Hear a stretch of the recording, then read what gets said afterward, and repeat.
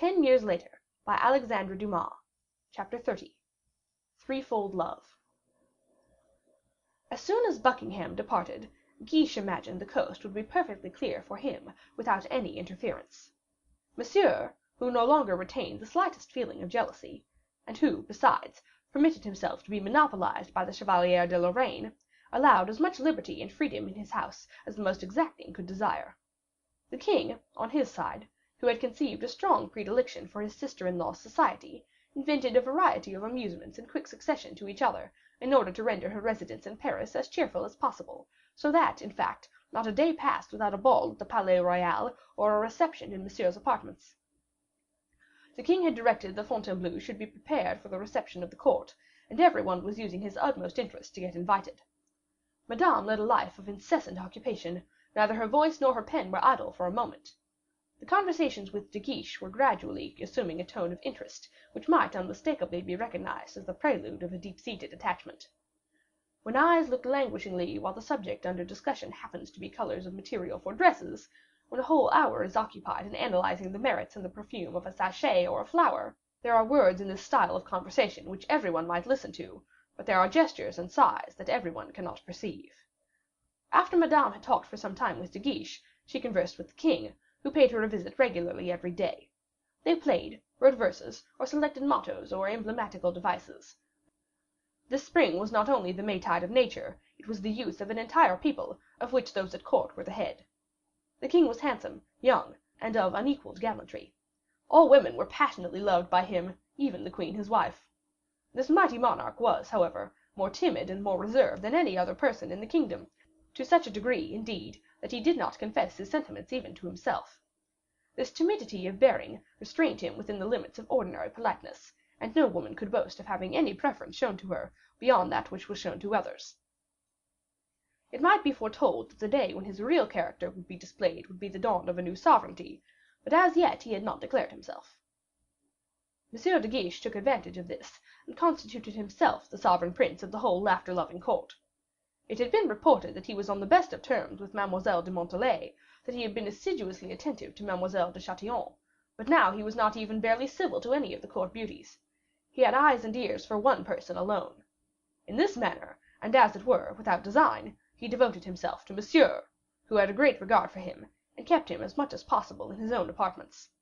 Unsociable from natural disposition, he estranged himself too much previous to the arrival of Madame, but after her arrival he did not estrange himself sufficiently. This conduct, which everyone had observed, had been particularly remarked by the evil genius of the house, the Chevalier de Lorraine, for whom Monsieur exhibited the warmest attachment, because he was of a very cheerful disposition, even in his remarks most full of malice, and because he was never at a loss how to while the time away. The Chevalier de Lorraine, therefore, having noticed that he was threatened with being supplanted by De Guiche, resorted to strong measures. He disappeared from the court, leaving Monsieur much embarrassed.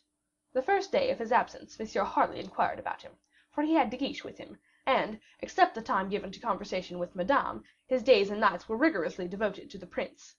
On the second day, however, Monsieur, finding no one near him, inquired where the chevalier was. He was told that no one knew.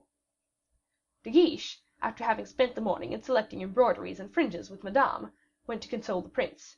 But after dinner, as there were some amethysts to be looked at, De Guiche returned to Madame's cabinet. Monsieur was left quite to himself during the time devoted to dressing and decorating himself. He felt that he was the most miserable of men, and again inquired whether there was any news of the chevalier, in reply to which he was told that no one could tell where the chevalier was to be found. Monsieur, hardly knowing in what direction to inflict his weariness, went to Madame's apartments dressed in his morning gown. He found a large assemblage of people there, laughing and whispering in every part of the room.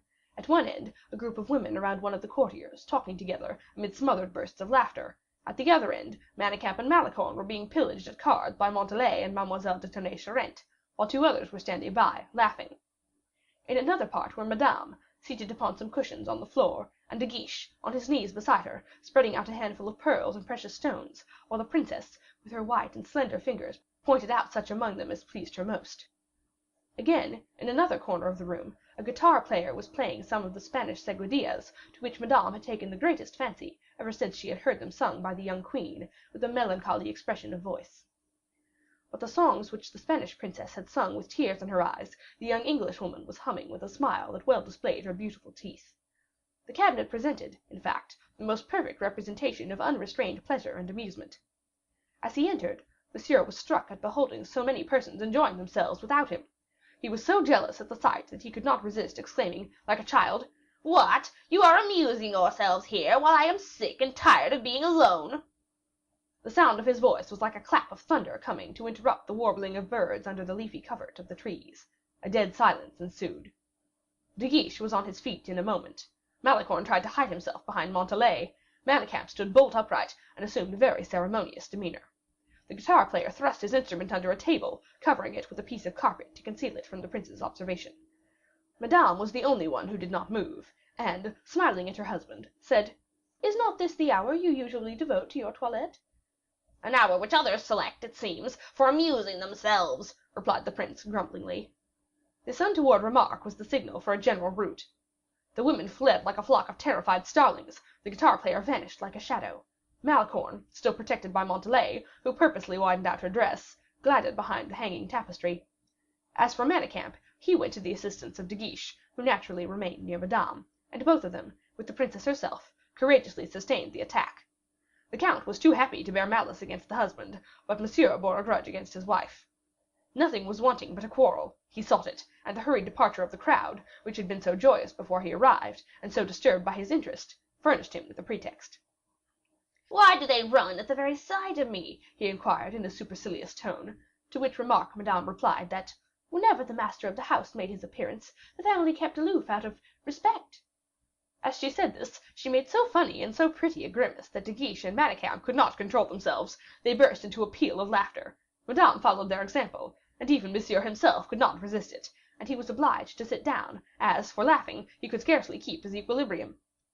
However, he very soon left off, but his anger had increased. He was still more furious because he had permitted himself to laugh than from having seen others laugh. He looked at Manicamp steadily, not venturing to show his anger towards De Guiche, but, at a sign which displayed no little amount of annoyance, Manicamp and De Guiche left the room, so that Madame, left alone, began sadly to pick up her pearls and amethysts, no longer smiling, and speaking still less. "I am very happy," said the duke, "to find myself treated as a stranger here, Madame," and he left the room in a passion. On his way out, he met Montalais, who was in attendance in the anteroom. "It is very agreeable to pay you a visit here, but outside the door." Montalais made a very low obeisance. "I do not quite understand what your royal highness does me the honor to say." "I say that when you are all laughing together in Madame's apartments, he is an unwelcome visitor who does not remain outside." "Your royal highness does not think, and does not speak, of yourself." "On the contrary, it is on my own account that I do speak and think. I have no reason, certainly, to flatter myself about the reception I meet with here at any time. How is it that, on the very day there is music and a little society in Madame's apartments, in my own apartments indeed, for they are mine, on the very day that I wish to amuse myself a little in my turn, everyone runs away? Are they afraid of me? Are they afraid to see me, that they all take wing as soon as I appear? Is there anything wrong, then, going on in my absence?" "Yet nothing has been done today, monseigneur, which is not done every day." "What? Do they laugh like that every day?" "Why, yes, monseigneur." "The same group of people simpering, and the same singing and strumming going on every day?"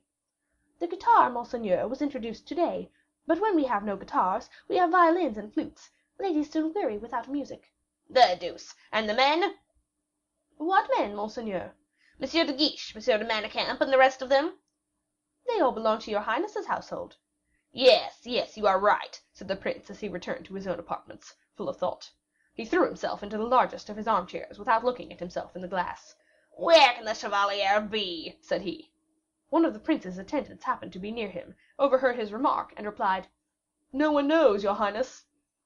"Still the same answer. The first who answers me again, 'I do not know,' I will discharge." Everyone at this remark hurried out of his apartments in the same manner as the others had fled from Madame's apartments. The prince then flew into the wildest rage. He kicked over a chiffonier, which tumbled on the carpet, broken in pieces. He next went into the galleries, and, with the greatest coolness, threw down, one after another, an enameled vase, a porphyry ewer, and a bronze candelabrum. The noise summoned everyone to the various doors. "What is your highness's pleasure?" said the captain of the guards, timidly. "I am treating myself to some music. replied the prince, gnashing his teeth. The captain of the guard desired his royal highness's physician to be sent for. But before he came, Malicorne arrived, saying to the prince, "Monseigneur, the Chevalier de Lorraine is here." The duke looked at Malicorne and smiled graciously at him, just as the chevalier entered. Chapter 31.